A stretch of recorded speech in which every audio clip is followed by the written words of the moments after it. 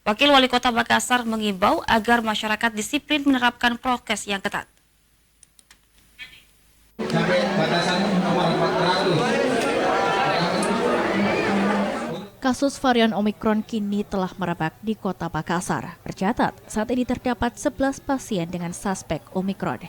Wakil Wali Kota Makassar, Fatmawati Rusti, meminta masyarakat untuk terus menerapkan protokol kesehatan yang ketat sehingga menjadi pemutusan penyebaran Omikron.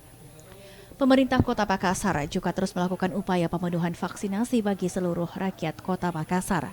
Kalau menurut saya kata kuncinya adalah protokol kesehatan, tidak henti-hentinya di berbagai momen di setiap ini kita sampaikan untuk taat protokol kesehatan dan juga kejar vaksinasi. Fatmawati pun berharap kepada masyarakat Kota Makassar agar kegiatan vaksinasi dapat terus dilakukan untuk mencapai herd immunity. Ardi Jaho, Celebes TV.